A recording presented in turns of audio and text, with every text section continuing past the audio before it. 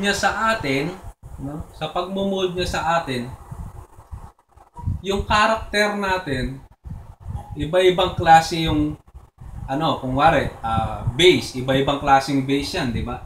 Merong garden base, merong cooking base, merong mga yung water base, yung nag-hold ng water.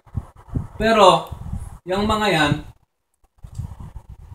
iba-ibang mga characteristics, iba-ibang mga size, iba-ibang mga iba-ibang para-pareho sangkap, iba-ibang laki. No, iba-iba yung size. Ngayon, minomold ng Panginoon, minomold ng Pater yan. Una, imo-mold niya, no? Una, mixture. Yung dirt at saka yung water, yun yung mixture. Tapos, imo-mold yan. No? Sabi ng Panginoon, paano niya tayo minomold? Sabi ni Paul, you must be, as a Christian, you must imitate Christ. You must imitate Christ. Sabi niya gano'n na kailangan yung natin, yung karakter natin ay umahawig dun sa karakter ni Jesus Christ. So, tumutugma ba yung kung ano yung vine, yun din yung branch, at yun din yung fruit. No? Ngayon, pagdating dun sa sa testing, okay, minold ka niya. Magiging karakter ka. Ano ba si Jesus Christ? Okay, sabi ni Kuya Robert, palagi siyang dapat humble. That is one of the character of Jesus Christ. Paano naging humble? Wala nang humble kaya nasabihin pa nung iba na si Moses ang pinaka-humble. Jesus Christ is the most humble because for the first place, king siya, anak siya ng Diyos, pumuntad siya dito sa lupa at nagsilbi bilang servant, taga-hugas, taga-heal. Biruin mo yon, king ka. At hindi lang yon, alam mo na mamamatay para i-offer ka. Sinong papayag na anak na masarap na yung buhay na mo iuutos ka magtapon ng basura? Hindi, iuutos mo sa katulong yan. Katulong na yan, Pero siya, hindi. That's a kind of humility na sinasabi niya, siya ba yung leader natin? Siya yung leader natin. Dahil sabi sa Biblia, hindi ka magiging leader kung hindi ka marunong sumunod. Kung hindi ka nag-serve, kung sinasabi mo na ikaw ang leader, you must be servant of all.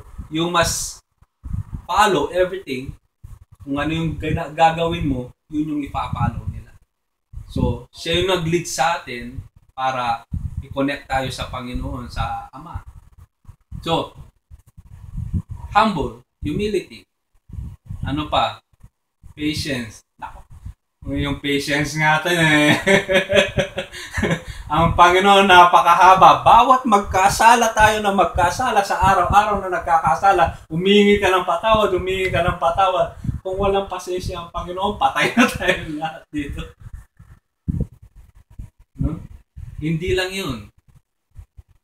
Sa haba ng pasensya, from generation to generation, how many years? From Adam, from Eve, nagkasala si Eve. Pero yung mga pagkakataon ng from generation, minamahal niya yung tao, nagsesend siya ng prophet, pero ayaw pang maniwala. Gaano ka-patience ang Panginoon para sa tao. Hanggang ngayon, pinadala na niya yung anak niya, maniwala ka na lang na masisave ka, i-confess mo lang, ayaw pa ng tao. Pero, hindi pa siya dumarating dahil dun sa patience na inuunti-unti pa rin niya dahil gusto niyang maligtas. Mm-hmm. No? Pero tayo, pag lang dun nga, sa traffic ano ka ba naman? Tapos meron nakasagi sa'yo. Uy, Kristiyano yan ha? Atin niya makatatak yan t-shirt. Kaya makristiyan. Tapos nasagi, megmura yung aro. Kaya kang kotse at nga makasulat, I love Jesus. Watang may kayang bagya. May overtake yun. Kamusinan. Tagalog. So, paano pumapasok yung yung pagmumold sa atin ng Panginoon? Yung mga bagay na yon are one of the smallest things sa mga life natin. Yung mga pag-overtake sa'yo, that's an opportunity para pakita mo yung character ni Jesus. Sa mga problema natin, yung mga testing, minomold tayo ng Panginoon. No? Minomold tayo ng Panginoon. Yun nga.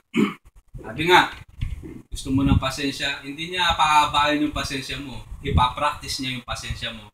Kung gusto mo ng pasensya, na-experience ko yan, lahat ng halos matitigas na ulo na tao na punta sa Lord! Sabi mo, pahabain mo pasensya. Hindi, i-stretch niya. I-exercise niya. Para hanggang sa matuto ka yung tinatawag na tulad nga doon sa magbasag ka na. Hindi ka na tinatablan ng kung kaya na pa sabihin na, di ba si Jesus Christ? Kahit na sabihin sa kanya, tahimik lang siya.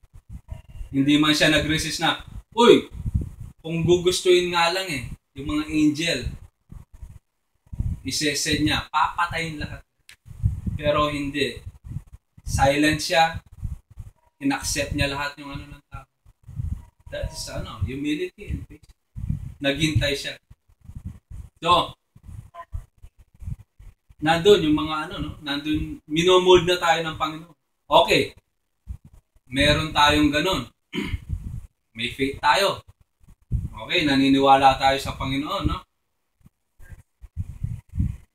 Doon sa pottery, after minold ng pattern yung clay or yung jar, kung ano mang klaseng jar yan, saan niya ilalagay? Yung oven niya. Ngayon, yung oven na yon, pag magaling yung pattern, alam niya yung unang-una ingredients. Pangalawa, yung pagka-mold. No?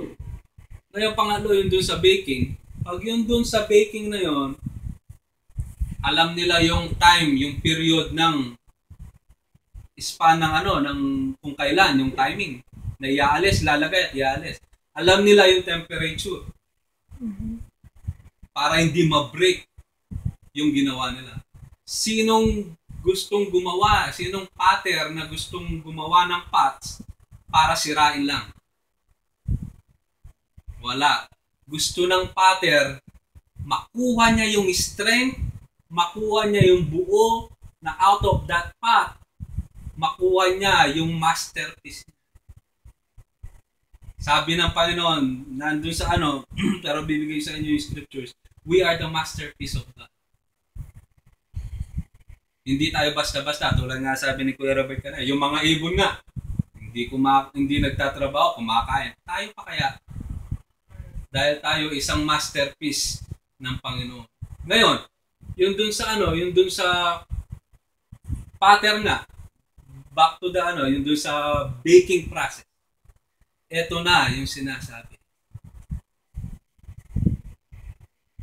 Yung faith natin, matetest yan sa fire. Okay, may faith tayo. Lahat, alam natin yung sa Bible. Sabi ng Bible, na salita ng Panginoon, kahit yung demonyo, alam niya yung salita ng Panginoon. Alam niya, from Genesis to Revelation, alam ng Diablo. Pero yun? Hindi nag-remain. Nag-pride siya. Hindi nag-remain. Hindi nag-remain yung humility niya sa Panginoon. Hindi nag-remain yung pagsiserve niya sa Panginoon. Hindi nag-remain yung pagmamahal niya. Nagkaroon siya ng sa loob niya, yung pride. Ngayon, nung minold nga tayo ng Panginoon, minomold niya tayo. Okay, meron tayong patience, meron tayong paniniwala, meron tayong hope sa Kanya. Naniniwala tayo na i-bless tayo ng Panginoon. Naniniwala tayo na tutulungan tayo ng Panginoon. Naniniwala tayo na palalakasin tayo ng Panginoon. Naniniwala tayo na pagagalingin tayo ng Panginoon. Hanggang kailan ka maniniwala?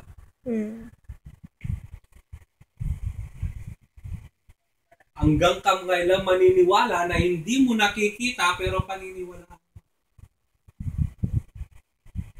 Hanggang kailan yung testing? Pero sabi ko nga kanina na hindi gagawa